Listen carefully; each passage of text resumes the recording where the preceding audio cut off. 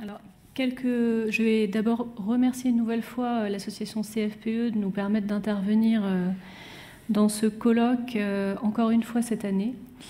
L'association CFPE dont on connaît le rôle et l'action en matière d'accompagnement des parents victimes d'enlèvement, et je voulais dire une nouvelle fois au nom du ministère de la Justice que nous étions ravis une nouvelle fois d'avoir été invités à participer à ce colloque. Quelques mots introductifs avant de laisser ma collègue Madame Mimouni donner plus en détail le fonctionnement de la cellule de médiation familiale internationale. Donc nous venons toutes les deux du ministère de la Justice, qui est autorité centrale en matière de mise en œuvre de la Convention de l'AE 80 sur les déplacements d'enfants et dont l'activité vous a été présentée ce matin par ma collègue Madame Hilpert. Cette année, vous avez souhaité insister particulièrement sur la question de la rupture du lien parent-enfant et de la problématique que ça pouvait poser en matière de déplacement. Et sur ce point, la cellule de médiation familiale internationale du ministère de la Justice, qui est rattachée donc à l'autorité centrale, a un rôle vraiment important que nous allons exposer. Juste un petit historique préalable. La problématique de la médiation en matière internationale, en matière familiale, c'est une problématique qui a commencé à être traitée par le ministère de la Justice à la fin des années 90, puisqu'on s'est rendu compte qu'il n'y avait pas d'outils spécifiques aux conflits familiaux internationaux. Il existait une médiation interne, mais pas d'outils spécifiques en matière de médiation internationale. Et le ministère de la Justice s'en est emparé et a au départ mis en place une mission d'aide à la médiation familiale internationale qui, depuis 2007, donc depuis près de 10 ans, est rattachée à l'autorité centrale française désignée par la Convention de l'AE de 1980 sur les déplacements internationaux d'enfants. L'appellation actuelle de cette mission de médiation, c'est la cellule de médiation familiale internationale. Elle est composée d'un magistrat et de 2 médiateurs qui sont des intervenants sociaux. Les intervenants sociaux, donc Madame Mimouni et Monsieur Ajavon, sont des fonctionnaires de la PJJ, Protection judiciaire de la jeunesse. Ce ne sont pas des médiateurs privés qui ont été recrutés. Le choix, ça a été de recruter des intervenants sociaux de la PJJ parce que ce sont des personnes qui ont l'habitude de gérer des situations familiales conflictuelles, de conduire des entretiens, de prendre en considération l'intérêt de l'enfant et d'avoir une approche globale des problèmes familiaux. Donc c'est ce qui a conduit ce choix, et ce sont également des personnes qui ont des compétences linguistiques particulières, puisque Madame Mimouni parle arabe et espagnol, et Monsieur Ajavon, qui est l'autre intervenant social, parle anglais et également un petit peu allemand, donc ce qui permet de mener des médiations dans des langues différentes. Vous allez me dire pourquoi un magistrat dans une cellule de médiation familiale. Tout simplement parce que le contexte juridique des médiations familiales internationales est assez complexe. Il s'agit souvent de prendre quand même en considération l'implication de conventions internationales qui sont mal connues des professionnels de droit. Il y a aussi des dimensions de droit international privé qui sont également malheureusement un peu méconnues.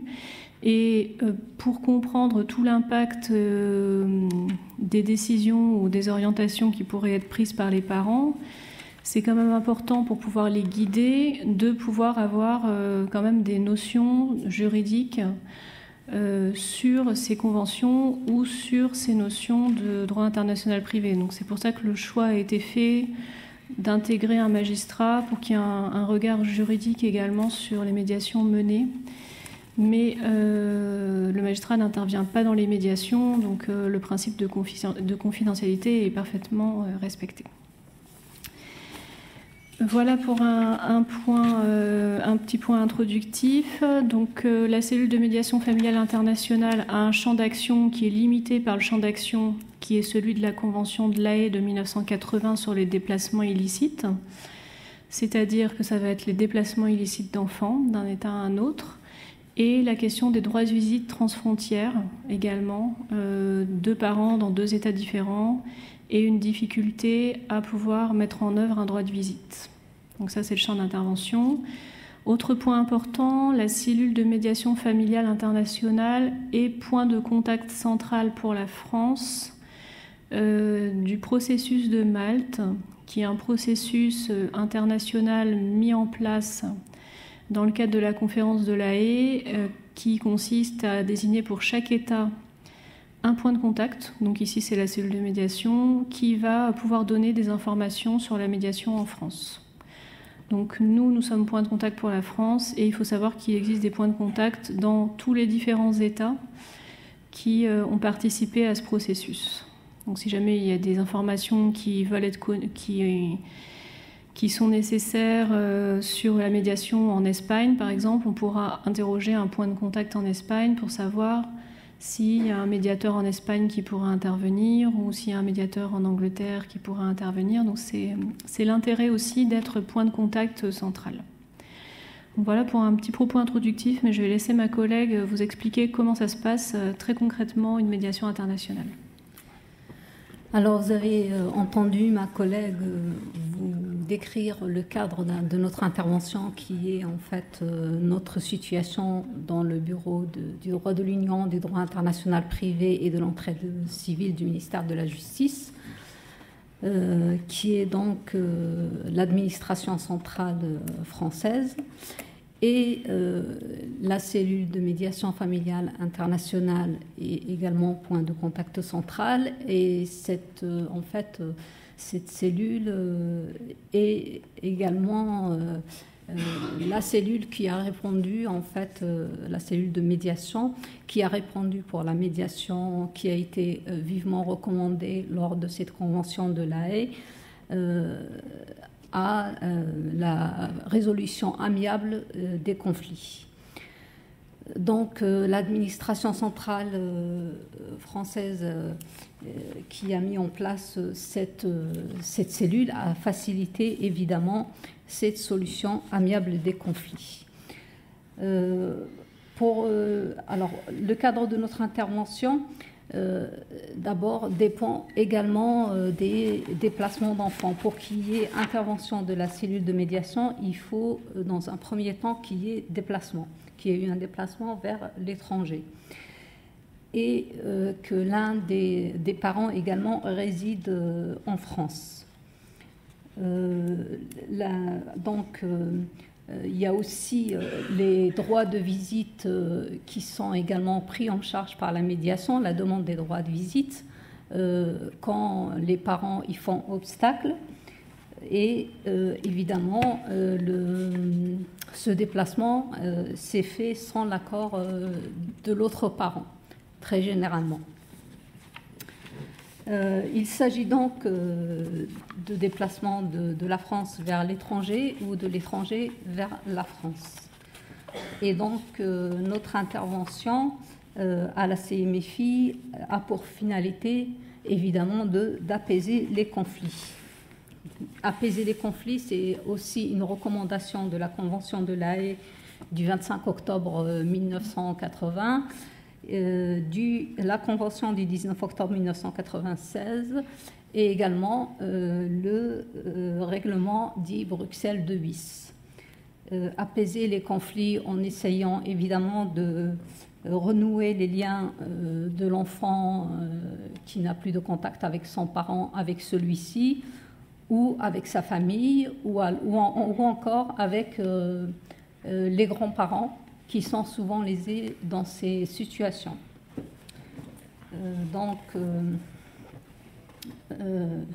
Pour apaiser les conflits, évidemment, il faut passer par le dialogue, et ce dialogue a souvent été rompu entre les parties.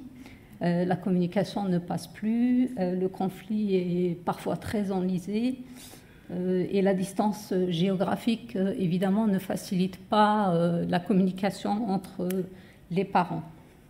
Et les enfants sont très souvent coupés de leur père ou de leur mère et n'ont plus aucun contact. Donc essayer de trouver en fait de rapprocher les parents, de négocier, de faciliter la parole. Et dans un premier temps, nous faisons d'abord des entretiens individuels avec l'un puis avec l'autre parent. Donc il s'établit une sorte de navette qui permet de faire passer la parole de l'un à l'autre avant, évidemment, de faire en fait un entretien à trois où nous sommes présents, où nous essayons en fait de aussi faire en sorte qu'il y ait un respect d'un parent et de l'autre, que les deux parties se respectent dans cet entretien, et que cet entretien en fait aussi tienne compte de l'intérêt de l'enfant, surtout. Et j'en viens donc à cette deuxième finalité de notre intervention, c'est l'intérêt de l'enfant. Donc il faut régulièrement, pendant la médiation, rappeler aux parents qu'il s'agit de l'intérêt de l'enfant et qu'il s'agit aussi de trouver des solutions. Cet intérêt de l'enfant, il est aussi en fait rappelé par la Convention des droits de l'enfant du 24 novembre 1982 et que la CMFI en fait rappelle régulièrement. Il faut faire le lien entre les parents et maintenir les relations personnelles de l'enfant, de sa famille et de ses parents particulièrement.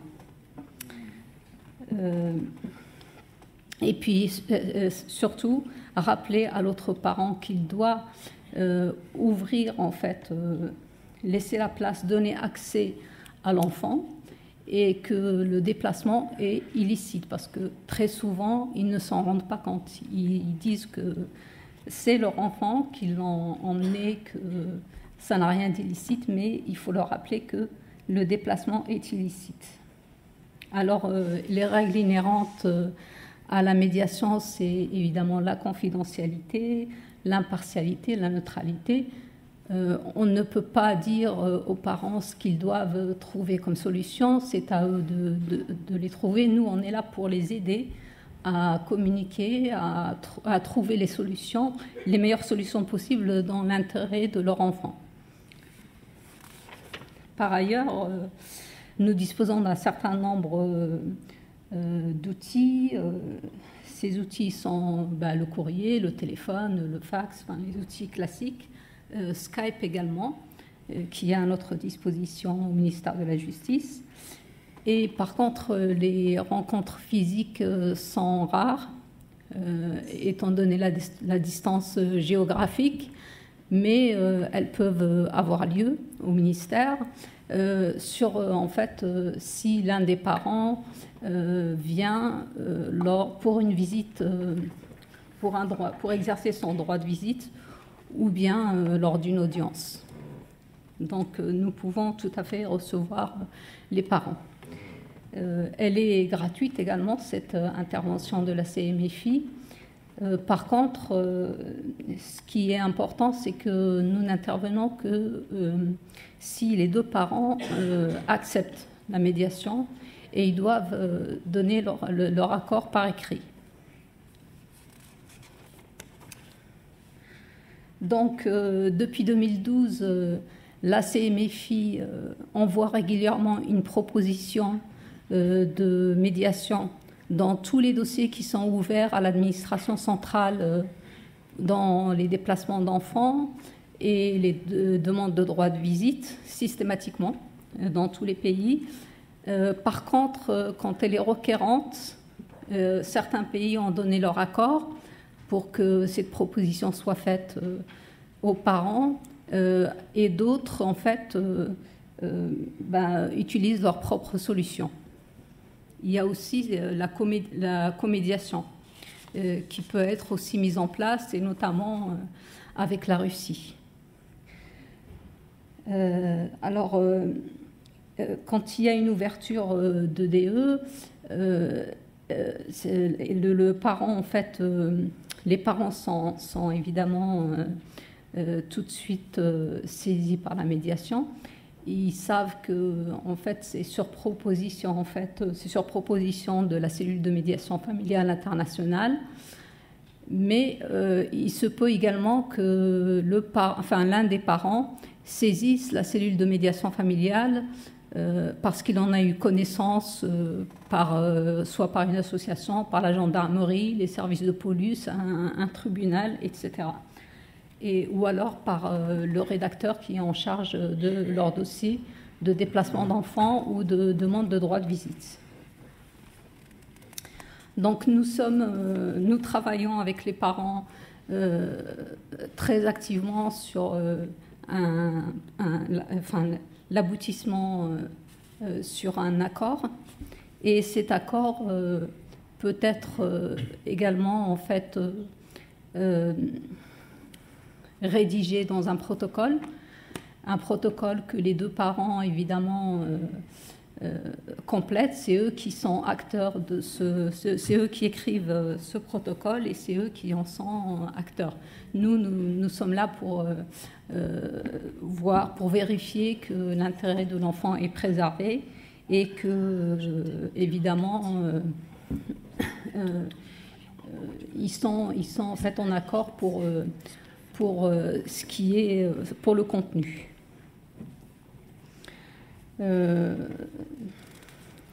Ensuite, ce protocole peut être soumis à une juridiction, soit à la juridiction en France, soit à la juridiction étrangère. Je te laisse dire plus. Voilà. À la juridiction étrangère. Et évidemment, cette conclusion d'accord a été vivement également conseillée par le règlement Bruxelles II bis, qui en fait demande à l'administration centrale de faciliter l'accord des parties, la conclusion d'un accord.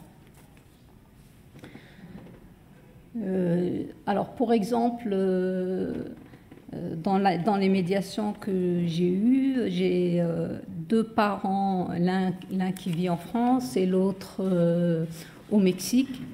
Alors, le parent qui vit en France a dû en fait remettre l'enfant à sa mère qui vit au Mexique sur décision judiciaire. Il y a eu une décision de retour. Les parents, cependant, étaient en médiation et ils ont réussi quand même à aboutir sur un accord. Donc, ils ont souhaité formaliser cet accord, ils l'ont écrit, et pour dire que eux, évidemment, que l'enfant allait évidemment retourner au Mexique, mais que ce retour se ferait jusqu'en 2018 seulement, et que l'enfant reviendrait en France ensuite pour être scolarisé et pour un suivi médical.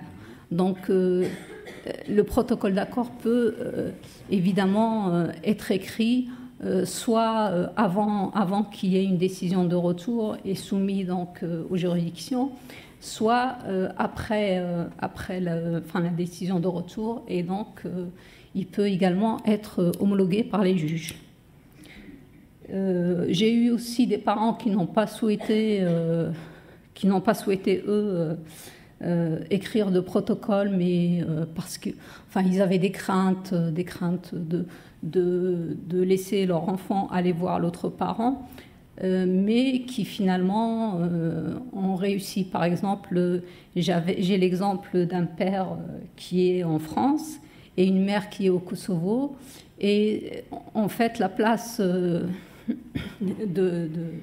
des enfants est un peu particulière également. La mère a sa fille avec elle au Kosovo, et le père a gardé son fils avec lui en France. Et en fait, ses parents, la mère a demandé la médiation parce qu'elle souhaitait que ses enfants se revoient, qu'ils rétablissent les liens, Et elle souhaitait également que son fils aille retrouver la famille au Kosovo. Et la position politique, c'est vrai, qui est très compliquée au Kosovo actuellement, qui est un pays qui n'est pas reconnu par tous les États, dont l'indépendance n'est pas reconnue par tous les États, faisait craindre au père que son fils se retrouve en fait au Kosovo et qu'il ne puisse pas retourner en France. Donc il a pendant un très très long moment hésité à envoyer son fils, et finalement la mère a pris la décision de venir en France avec sa fille. Elle est venue, la fille a pu passer du temps avec son père, et finalement ce père a fini par dire à son fils de retourner au Kosovo, et ça s'est très bien passé. Donc ils en sont contents. Voilà à quoi peut servir la médiation. Par contre, dans certains cas également, on nous demande d'intervenir, mais la cellule de médiation n'intervient pas. L'exemple de personnes, par exemple, expatriées qui vivent à l'étranger, et pourtant elles ont la nationalité française. J'ai eu l'exemple d'un père australien dont la mère de ses enfants a déplacé les enfants au Canada, et il a demandé, ils habitaient tous les deux en Australie, et il a demandé à la cellule de médiation en France d'intervenir. Nous avons refusé parce qu'ils doivent s'adresser aux autorités locales, bien évidemment. Il va falloir conclure, là, si vous pouvez voilà. Conclure. Donc, voilà, en fait, la médiation peut aboutir sur des accords, comme elle peut ne pas aboutir du tout sur des accords. Par contre, nous sommes point de contact central, donc nous sommes là pour renseigner les justiciables. Nous coordonnons en fait, nous faisons la coordination entre les médiateurs locaux en France et l'échange des bonnes pratiques, la promotion de la médiation au niveau international. Et cette année, en fait, en septembre, a été mis en place 3 séances de formation pour les médiateurs du site qu'on a créé au ministère de la Justice, qui répertorie les différents médiateurs internationaux sur le territoire français, et vers lesquels nous dirigeons, quand nous envoyons un courrier, nous dirigeons systématiquement les parents demandeurs de médiation. Voilà. Merci beaucoup.